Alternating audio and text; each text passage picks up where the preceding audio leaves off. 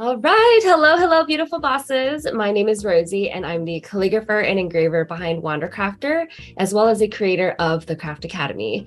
So with calligraphy, I've had the pleasure of being able to work for amazing brands like Dior, Kerastase, and NBC. I've even created the Craft Academy, which is a coaching program to teach others how to work with their dream brands and elevate their, multiple forms of income and have a profitable business as well. So today I actually have a very, very special treat for you. I'm sitting down with Young Hae, who is the artist behind Logos Calligraphy. So she is a beautiful soul that continues to be a positive force within the calligraphy community. She's also partnered with major brands like Sakura, Dyson, and has released multiple practice pads, courses, and even has an online shop. So she's recently published her brand new book, which is Classic Calligraphy for Beginners, which is what we're going to be talking about today. So as a thank you for our video, we're actually going to give you a signed free copy of Young Hae's new book. Simply comment down below what you're most excited about with this interview. And if you haven't done so already, make sure you subscribe to our channel so you don't miss out on any fun and educational videos just like this one. So without further ado, I'm going to present to you Young Hae. So Young Hae, do you want to give you a short introduction and tell us how you got started and what your journey to calligraphy was like? Sure. Hi. Thanks for having me. So my name is Young Hae. I'm based in Southern California. People might know me as like the left-handed calligrapher. I'm a mom of 3 boys, and I started my journey in 2014 with pointed pen calligraphy. I actually first got exposed to calligraphy back in college. So this was like back in 2005 when I took an italic class, and I remember just having so much fun with it, but I never expected to go back to it. But then when I was a mom of 2 young boys under 3, that's when I signed up for a workshop for copperplate, and then it was just kind of just rabbit hole from there. Yeah. It's funny how it starts off as like a hobby and then turns into an empire. So that's super cool. What was the entrepreneurship journey for you like? Was it pretty straightforward? Did you, like, as soon as you went full time, did it blow up? Like, what was that journey like for you? So I would say that it wasn't something that was necessarily part of my plan, which is why I always say that it was an unexpected journey. You know, when I signed up for that copperplate course, like it happened during like a really difficult time in my season. And so it was more for my like self-healing and for me to have a means to create something and to, find a form of therapeutic practice as well as reflective, meditative way for me to like write and reflect on certain scriptures and stuff. And so business and turning it into like a full-time gig was not part of like my goal per se. But as I slowly shared my work and practices on Instagram, people were just asking me, can you teach this? Like, I want to learn. And so I do have a background in hosting seminars and education. And so I figured, sure. I mean, I'm sure I could like put together some worksheets and like have fun. And I love connecting with people. And so that's just kind of how it started. It wasn't really like I had this like 5-year plan. I know right now a lot of my students sign up for my workshops and they from the get-go like ask me like, how can I turn it into a business? But for like my personal journey, it was more of like an organic and very like gradual like shift in how it like evolved into like what it is today. Yeah. And you obviously have a massive following on social media. And, I actually found you back when I was also first starting. So I've been a fan of you since the very beginning of my own journey. So it's just awesome to be here sitting with you, interviewing you today. You've always been such a positive influence for my own calligraphy journey, and you've continued to inspire me every day since I've started. So literally this is a dream. So we'll probably talk a little bit more about like the business stuff at the end and like what tips you have for beginner calligraphers who are trying to make this a full-time thing. We do have a lot of viewers and followers who want to take this full time. And so I think that's going to be a really interesting topic to dive into. So I also wanted to ask you about your book because you just published it. Like I went to your launch party, which was incredible. It was beautiful. It was so awesome meeting you in person. I know a lot of the Craft Academy students are following you too. So it was like a celebrity moment for them as well. So I myself have like thought about creating my own calligraphy book, particularly for engraving because there's not one out there yet.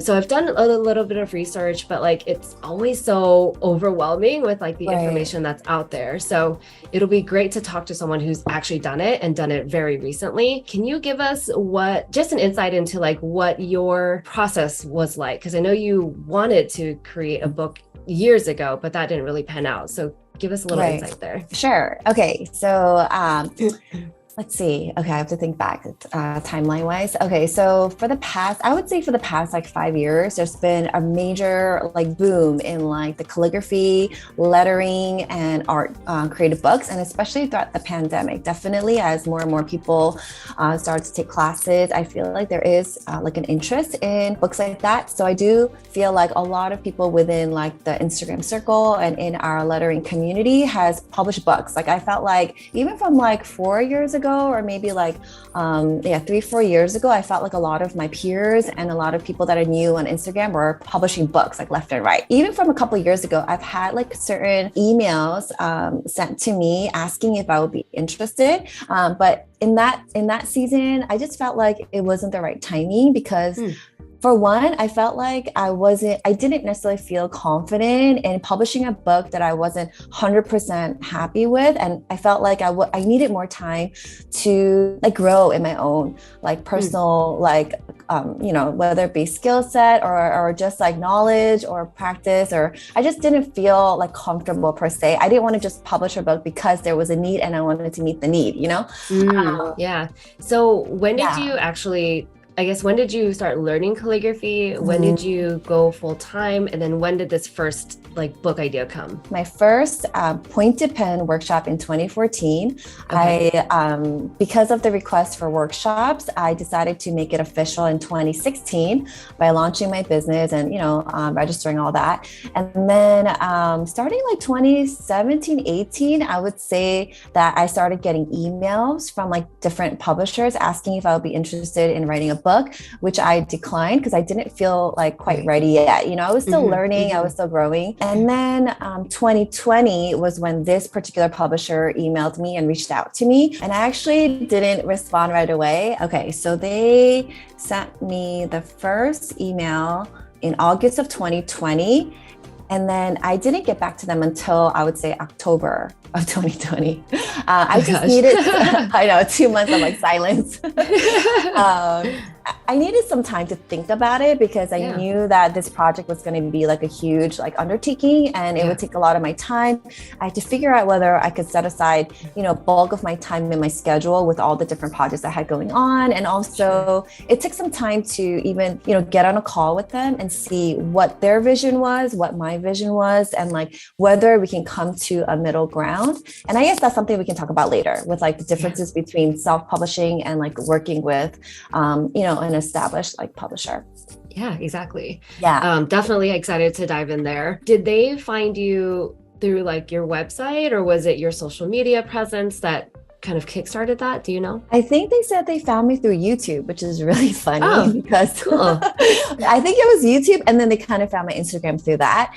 But I thought that was interesting because back then my YouTube and even now my YouTube channel is not really like the main channel that I focus on or that I put a lot of energy into. I had a couple of videos up there, but I would say that my main social media platform right now is Instagram because I've been on it for so long and I've been investing and sharing like my whole life on that platform. And so when they said they found me on YouTube, I was like, oh, like I was like thinking like, shoot, like what did they look at? I guess that's a sign, right? Like you never know who's watching. So like really just put yourself out there because, no people, like no one might see it, but when a publisher might see it and another business opportunity could knock on your door. So that's awesome.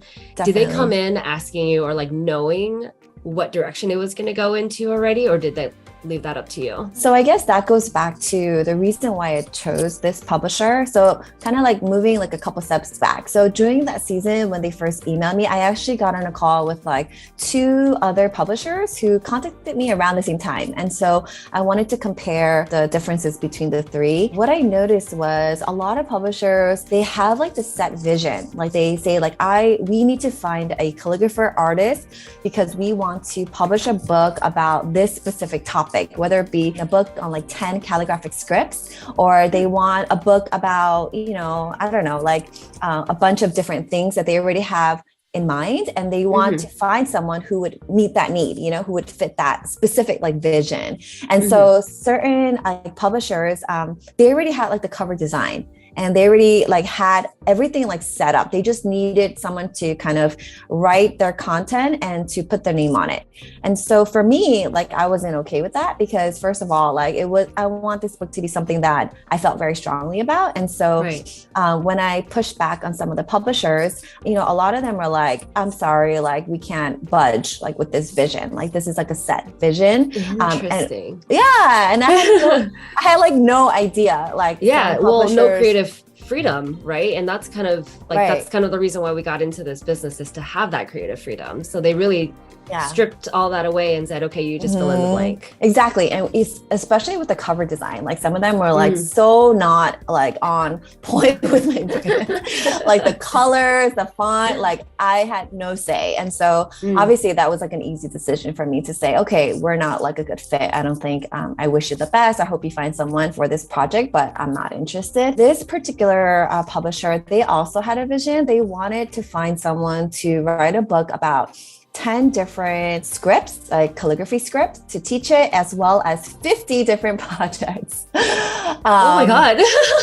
I know. And, and they had like a page limitation. And so for 104, they had 144 page, like, it seemed like that was like pretty set in terms of they didn't want to make it super thick. Cause I know like other of my friends made books that were like over 200 pages. So that was interesting. That was a starting point. But with this specific publisher, I pushed back and I said, well, first of all, I don't know 10 calligraphy styles, nor do I feel confident to just kind of like, teach it and to write about it. I am very passionate about 2 specific pointed pen scripts, which I think are related. And so obviously Copperplate Spencerian. For me, I felt like there wasn't a book right now in the market that touched upon those 2 scripts. And then also I told them, okay, well, the middle ground would be, I do feel like I can talk about the brush calligraphy aspect as well as the faux calligraphy, because, I can share a little bit about how people can use other pens to,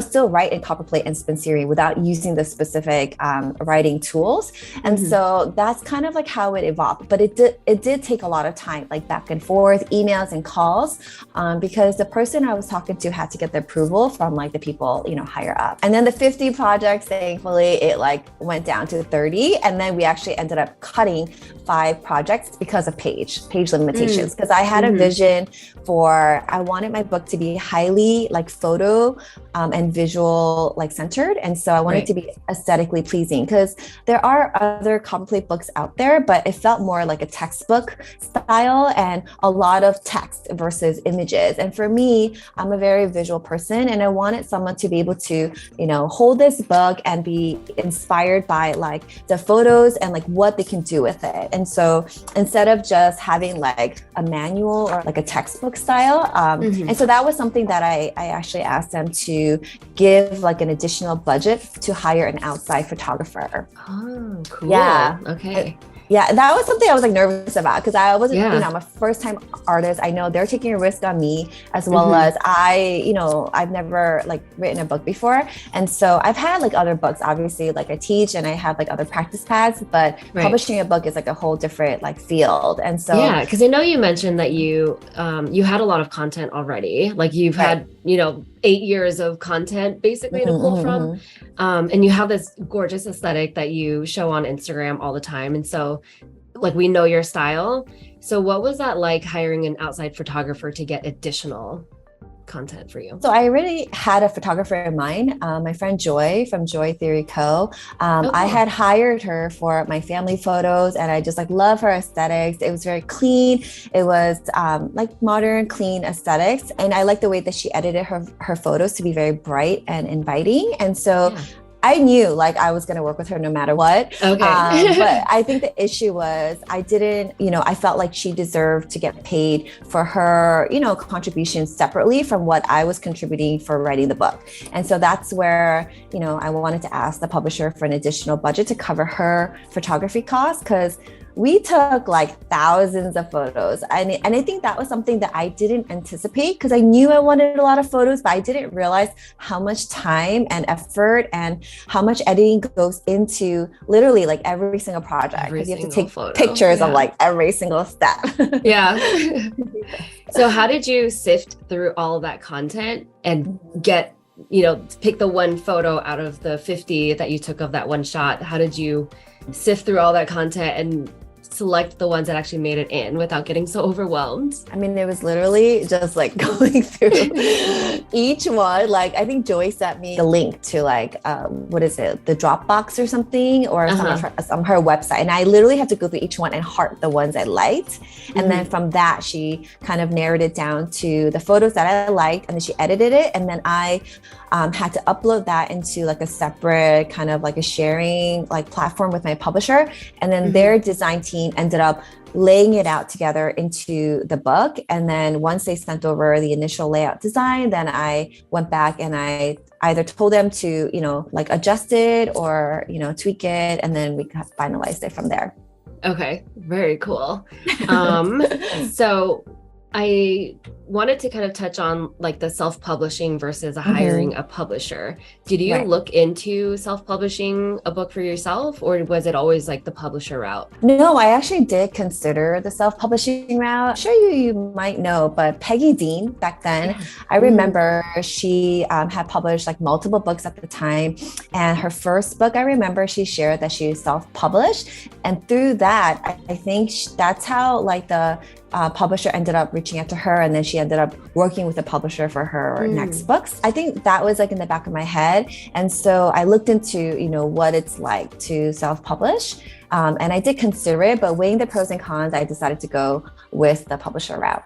Okay. Can you share some of those pros and cons? Sure. Okay. So self-publishing, I think there's a lot of like work upfront and time, and you need to be like self-motivated to meet your own deadlines. Obviously, you don't have anyone to keep you accountable to be able to write out your content, your whatever diagrams, layout, design, scanning it. Everything is kind of like on you because you're owning this book from the start to finish. And so whether it be marketing or advertising or everything, like the whole 100% control is like on you. And so if that is like your personality and you feel confident to take on a project where you can give yourself deadlines, you can meet them and you can actually execute it, because I know for me, like, or anyone that even though they might be a type A person, like they might have like 10 different projects going on like that year. Right. And so oftentimes like the things that are like less priority are going to be pushed to the side. And so that's something that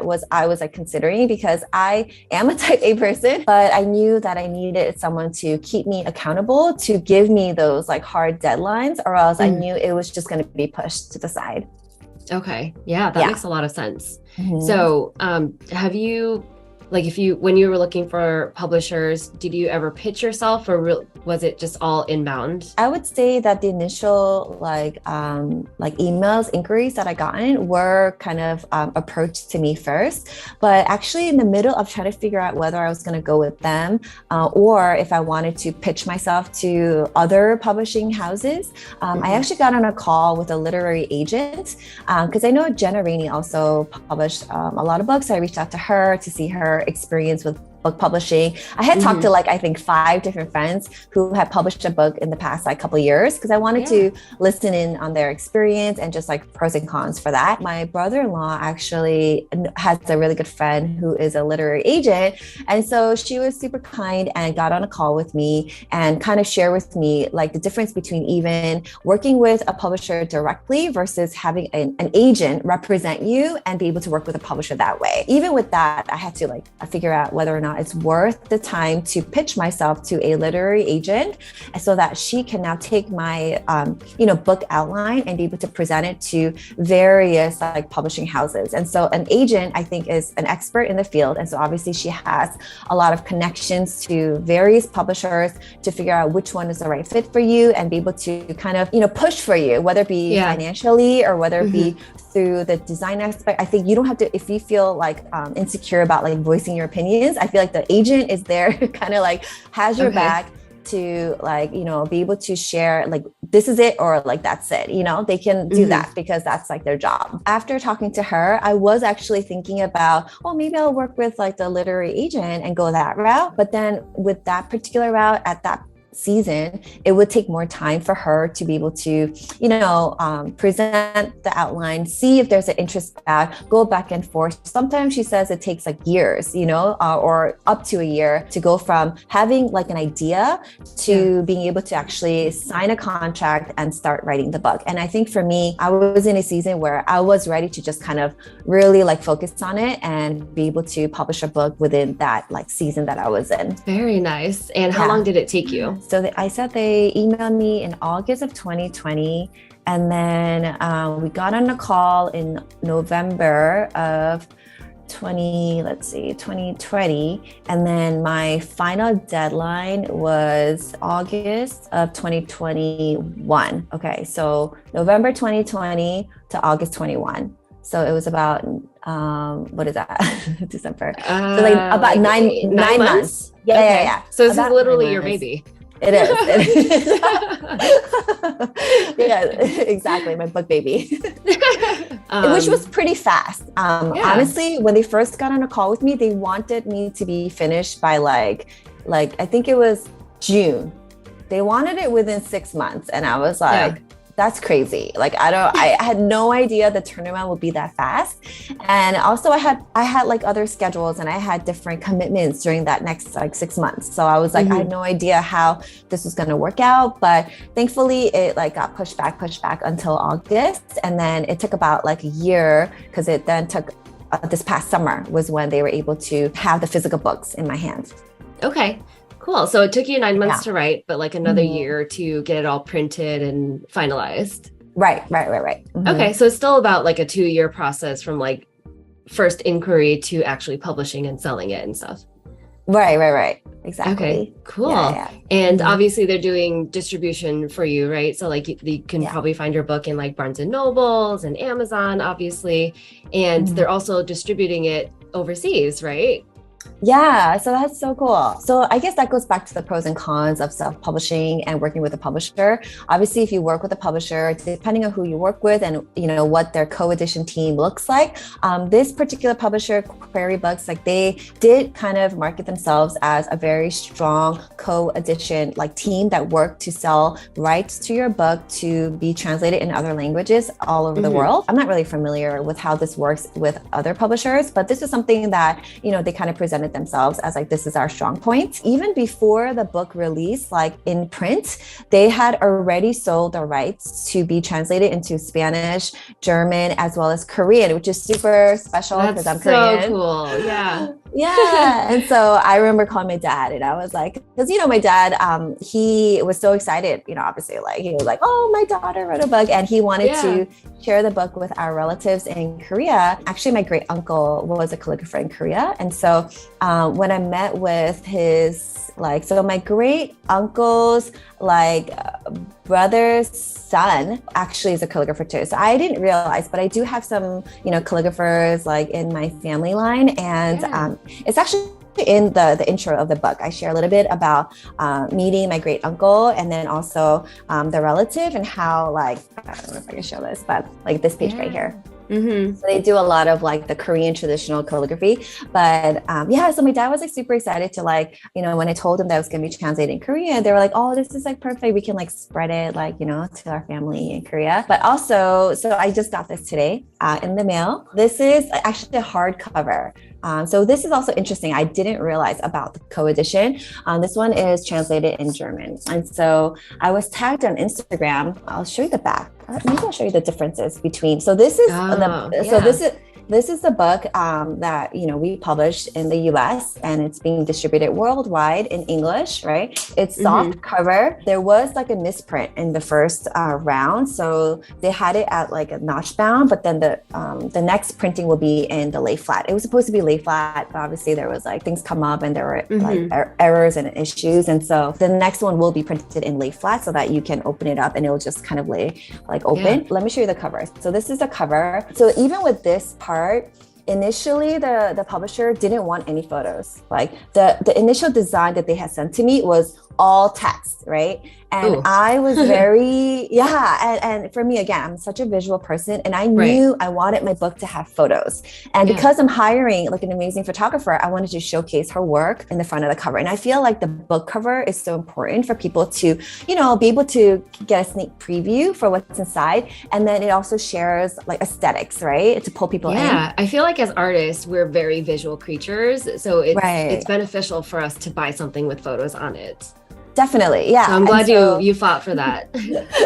And so it was hard, but yeah, we talked about it. And then, so what they share with me though, their expert is that like, if they wanted to have this book in places like Joann's or Michael's or craft stores, they said that usually the way that the books are displayed, you know how, let's say, like a magazine kind of like this. Yeah. Then it's going to cover the bottom part of the book, and they're only going to be able to see the text part. Sure. And so they were, which something I didn't know. And I really appreciate their insight to this. And this is why we decided to do the top part of the book with like a bigger like text, you know, so they know what to expect, you know. So that's why you said classic calligraphy, and then we wrote in the copperplate spin series on there so people know what to expect. But then, you know, we were able to add in the collage, which I love.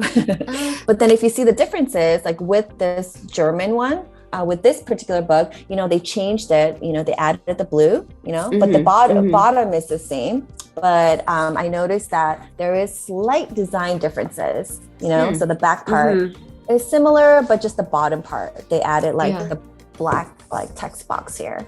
And then they make it into a hardcover. So what I didn't realize was that when you sell your books to other countries and you sell the rights to be translated, they actually, the other countries, they have the right to kind of make those changes. Like, so if they wanted to like publish it in like a hardcover, they're able to. So I didn't know that, but yeah, that's something that I find to be kind of cool too. Yeah. Yeah. Okay. So I do have another question for you. And that is, what was the budget like? Because I know they probably give you an advance and then they give you some other stuff, but can you tell us like what the budget like was in the very beginning and how you allocated that? And I guess how much do you end up paying yourself? I mean, you don't have to get like super specific with numbers, but just give us like a ballpark to see like if it's worth it for us to do it in the end. Right. For sure. Okay. So, yeah, they do pay the authors like an advance fee. So it could be like a flat rate. So I've had proposals as low as 5,000 upfront, and then you can get paid up to, I don't know, like 10 to 12,000. And I'm sure maybe if you are an experienced, successful author, you can probably push for more. But I would say anywhere like for the first time like authors, I would say, I don't know, 5 to like 10,000 can be like a good starting point. And then from there, they do negotiate and agree upon like the royalty rate. So you get like, let's say like 8% to 12% of the book retail price. Yeah. And that's going to be like good passive income for you. Yeah. Depending on how the book goes and like how it sells over time. Yeah, I'm like super excited. I mean, more than like the royalty rate, because I feel like, you know, I guess like there are ways to like push for more. And if you work with an agent, you probably can get more. And there's like if you self-publish, actually, that will be the most profitable because you do put like a lot of money upfront to buy and print out your books. But in terms of like all that, like, you know, aside from like printing costs, like all of that rest is your profit. And so self-publishing is more, I guess, like profitable compared to working with a traditional publisher. But again, the pros and cons are the publisher can get your books into worldwide distribution. More exposure. Yeah. Right. And so that was something that I valued more than trying to like ship out books and store like thousands of books in my garage, you know? Right. Yeah. I guess that's one thing that you don't really think about when you're self-publishing or creating your own book. Okay. So what are some of the benefits that you've experienced so far since launching this past summer? Okay, so it's been a couple months. I would say that the fun thing is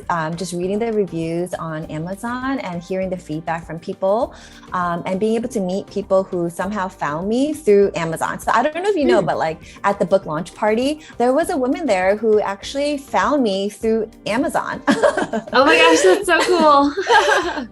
You know, because usually it's like either a student or like an Instagram Instagram or someone. And Yeah. I was like, oh, how did you, hear about this party? And then she was like, oh, I was just searching for like calligraphy books on Amazon and I saw your book. And then that's how I found your Instagram, your website. And then I saw that you're having a book party. And then she was like, and then I'm local. So then I just like came by and I was like, really? Wow. Yeah. So you get brand recognition, obviously. There's monetary benefits, self-fulfillment, right? Like knowing that you created this book baby and just having that in your resume, essentially. Right. No, it's definitely like something that I feel so honored, and I don't regret like taking that year to really focus on writing a book. I just felt like, I just felt ready. Like, I don't know if the intuition or like this gut feeling that like, it's like 2018, I wasn't ready. Like I knew like this is going to stress me out more than give me joy. But like this past year, like from 2020 till like today, I felt like after teaching for so many years, after reaching more people, and there have actually been requests for like, can you write a book? It would be so nice to have like a coffee book. One of the reasons why I felt like also pulled to write a book was because of the creative projects, because most of my classes are very instructional. They teach you like all the technical, ins and outs of writing copperplate in Spencerian, but I never, taught a lot of workshops or classes on how to turn that into like tangible projects. And so that part of the book was actually all new to me. The Spencerian and the project was a huge part of the book that was like all new content, because copperplate at the time, I was only teaching copperplate and flourishing. And so that one, I was able to kind of like reuse some of the material and be able to edit it and kind of, but at the same time, I did write out each of the letters again, because I didn't want to use like older script. And so I rewrote a lot of like the scripts that you see in the book. But the project was actually like all like new ideas where I wanted to figure out how to make it beginner friendly, because the publisher was very big on, they don't want to make it complicated and that you have to buy all these like machines and like all these like Cricut like, Cameo stuff. Whatever they can use from their home. And so that was more of a challenge for me to simplify kind of like the project ideas and be able to reach out to people who they're not going to like break their bank spending $25 on a book versus spending like $50 on my pads or like a couple $100 on my courses. And so it was a way for me to offer something that was very reasonable, like $25. Right. Like lower barrier to entry and making it more accessible to a lot of people. And I love that you talked about getting to a specific point in your creative journey to where you felt like you were ready to write a book because you had the experience, you had the messaging down, and you had like the content already. So I love that you mentioned that, because I think that'll inspire other people to kind of get ready for themselves as well when they get to that point. So I think one of the things I did want to say is like not to feel like pressured, or just because other people are doing it doesn't mean that you feel like you have to jump on the bandwagon like right now. I feel like, with social media, there's this constant pressure of like, am I doing enough? Am I doing it as much as the person next to me? And there's always like this comparison, which really like sucks, because I feel like we're all in this like unique journey where you're supposed to take the step forward according to like what you're able to do and in the season that you're in. And I feel like that was something that I had to wrestle with in the beginning, because back in 2018, when everybody was publishing a book, or 2018 to 2020, everybody was like putting out books. I did feel like, oh, how come, should I be working on a book? Like, should I be, reaching out to publishers? But I'm really thankful that I waited. I feel like I feel much more at peace knowing that, I took the time that I needed to, start on this project. So let me ask you, one of the things, even now, I've been in the industry for almost 5 years now. I've been doing live events for 3 years. I personally still experience imposter syndrome, even if I have, students and I have other, mentors and stuff to look, to kind of follow.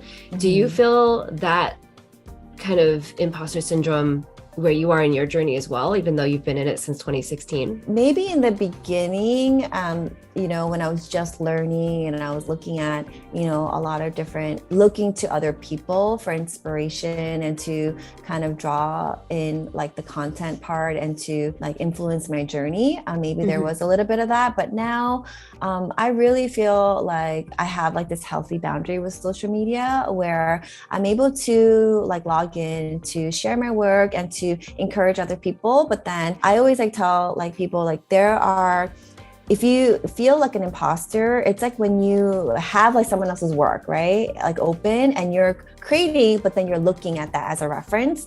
Yeah. Whereas like I encourage, students like, yes, learn, but then when you're actually with calligraphy, maybe it's different. I don't know, with painting and other forms of art, it might look different. But with calligraphy, everybody's learning copperplate. Everybody's learning Spencerian. I try to focus on like, even my teaching methods. Like sometimes I could think, oh, I wonder if like people think like this teacher is better, or like if like but I try to focus more on like how I like to learn and how I like to teach, as well as when I'm practicing, to be able to like not like look at references like right away, but you can study it. But then I usually like close the books and I try to just look at like the paper in front of me and be able to, if I'm designing like, a calligraphy piece, or if I'm painting or something, to not have a reference right there. I don't know if that makes sense. Yeah. So just using it for reference and then closing it and not using that again. I think that's a pretty healthy way to set those boundaries and make sure that you're not creating that imposter syndrome for yourself. This has been such an amazing interview so far, and I think it's going to inspire a lot of our viewers to potentially think about writing their own book when it comes time.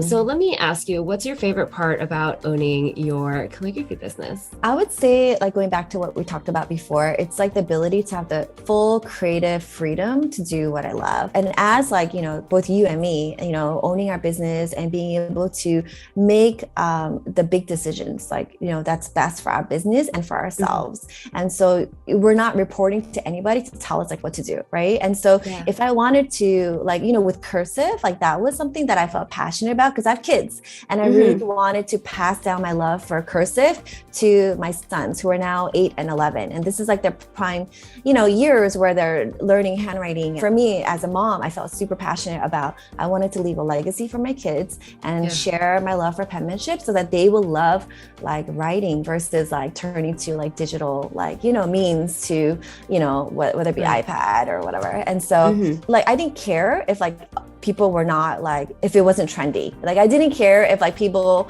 were not really super passionate about cursive, because I was. And that was something that I loved doing. I loved teaching it, and I loved creating my cursive workbooks, and then being able to then inspire other people to be able to see the importance of handwriting. And so we have like the full like creative like freedom to be able to move where our heart leads us. And I think even earlier on, like when people were asking me for like wedding invitation designs or like to work on stationery, with calligraphers, there are going to be requests, right, that are going to pull you in all directions. And but for me, you quickly realize like what projects give you life and what projects drain your energy, And so for me, I did some weddings and maybe one or two, but it wasn't like something that I was so excited about. I would love to do it for a friend or family, but I didn't want to make my whole job and my time spent on, working with clients to create like wedding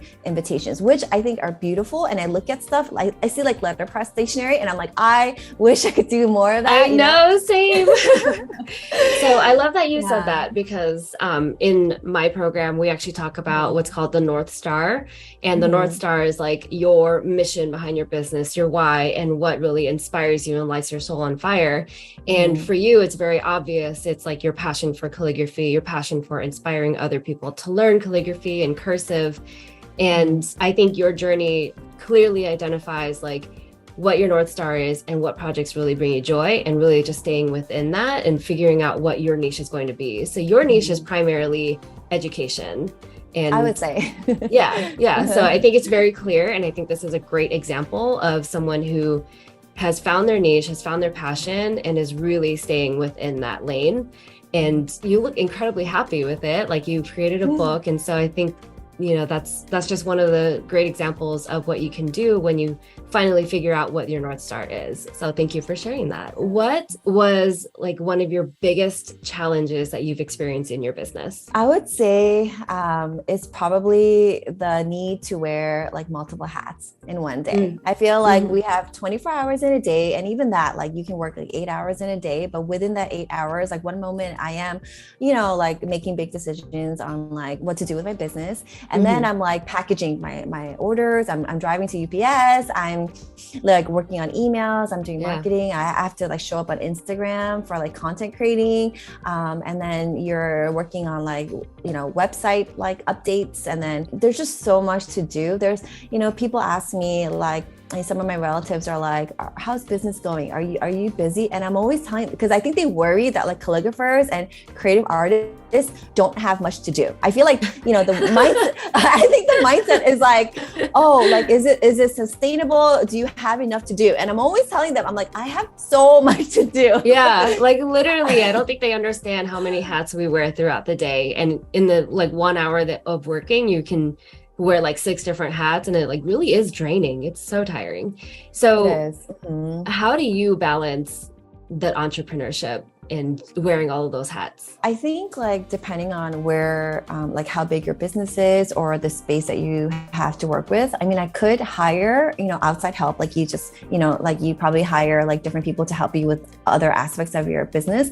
I do want to get there someday, but right now, this is like my first space, like outside of my home. And it's like, it doesn't have like all my packaging and everything in here. I think eventually I would want to have help with all like the, that aspect, running my shop aspect. And so that I can focus more on creating and putting out resources, because that's like what I'm passionate about. Yeah, that's kind of like where I'm at right now in terms of, I don't feel like I have the right balance right now, because I am doing a lot. I'm doing like pretty much like everything. And then I have my husband to help me with like the packaging or like the shipment. But generally, I am running a lot of different like aspects of my business. Eventually, I do want to come to a place where I can outsource, things that are not going to take up so much of my time. Part of scaling is offloading a lot of the items that are not your, within like the creative range, right? So I feel like as entrepreneurs, we really have to find that balance of like, what is something that is extremely vital to the business that I have to do that anyone else cannot? And then really prioritizing those, and then outsourcing, maybe hiring like a nephew or a sister or something to like come with someone to come help you like pack some of these things that you don't have to do. So that's kind of what I do too, is like I actually have my sister come in every so often to help me with like sending out packages and stuff. So yeah, it's super helpful to have other people that can help you with that portion. What advice would you give to someone who is just starting their calligraphy business and might be struggling to scale it to a point where you are? I guess if you're just starting out, and if you are desiring to build a business, I wouldn't make like finances like your ultimate like only goal. I mean, obviously we all want to be successful. We all want to like make money and be able to provide. But I would say to ask yourself like, and remember like why you started. Like, why did you start on this journey, and what is the impact you want to make to this community and to people? Like, what kind of impact do you want to make in people's lives through the job that you have? For me, being able to help people in their creative journey, it's not just about, I want someone to learn calligraphy, obviously like that is what I do. But recently I've been getting some messages from my students who share about how they're going through their cancer journey, or they're going through different trials in their lives, and how learning calligraphy has been like a source of healing and a joy in their life. This is how like calligraphy has impacted my life. The fact that like I was able to turn to creative, outlets to be able to find like joy again, and to find something to be excited about, And so when I recently got that email about someone who was wrestling with like and going through a really difficult journey in their health, they were sharing how like, they basically was like encouraging me, know that you're making an impact more than just calligraphy. And I like love that. Yeah, it like get emotional. That like gave me chills, because I get that those comments from my TCA members every so often too, and I'm just like crying inside because I'm so happy. So I love it. So I have just a couple more questions before we close. Oh, sorry. Well, I do sure. have like a couple more things I do want to say is that, also like when you're starting off, like, there's so many like risks, right? There's a lot of fears that you might have, whether it be to post that certain like reel or like to post a certain video or to reach out to a company and say, hey, I'm a calligrapher. I want to do live events for you, or to kind of be proactive about like going after what you want to. And I think failure is part of the success journey. Absolutely. And so, and I don't think that you have to get super discouraged just because one door shuts doesn't mean another one is not going to open. As I share with you, like even with this book journey early on, there were interests, but again, remember like the whole vision didn't align. And so that door shut pretty quickly. And I had to wait another 2 years before like another opportunity came up. And so for me, I don't see that process of saying no to that first opportunity in 2018 as like a negative thing. I actually think that helped me to realize what kind of publisher I want to work with, even for anyone who is figuring out, okay, should I do wedding invitations? Should I do stationery? There's so many things you can try with calligraphy, and maybe it takes like a couple $1,000 loss, or maybe it takes like a failure to be able to realize, what, this is where it's like pivoting me towards, and this is what I'm going to try before you're able to, experience success. I love that. I love that because I say that all the time to my students. We have people who really want to do live events, and that's kind of the niche that they want to break into. Right. And a lot of the times, even though we give them pretty much everything they need to pitch, like we give them the elevator pitch, the template, the brand deck, like literally all the templates that you could possibly need to do the pitching. And they'll reach out to, maybe 10, and then maybe one person will say yes. Oh. And that's kind of the normal, that's like putting yourself out there. And like the more no's you get, the closer you get to the yeses from your ideal client. And in addition to that, it's not a no, it's a not right now. And so that's one of the things that we really hammer into our students. And I love that you like literally just reiterated that. So we're on the same page. Yeah. I feel like, the entrepreneurs, we all learn kind of the same thing, even though we have different niches and journeys. So it's really getting to that failure moment and like learning from it and just moving forward, so. Cool. So having known all of this experience and being in the industry for so long, what would you tell yourself in 2016, knowing what you know now? I shared it before, but in my practice sheets, in my first practice sheets, because I was a lefty, I am a lefty. What do you mean I was? And so I think like the beginning for me was like really difficult for me to figure out like my pen hold, my paper angle, and try to even find other lefty calligraphers was really difficult. And so I do remember sitting in that first workshop wondering, man, am I in over my head? Because it seems like everybody in this class are right-handed. My teacher's right-handed, and I don't feel like it feels normal. It felt so hard.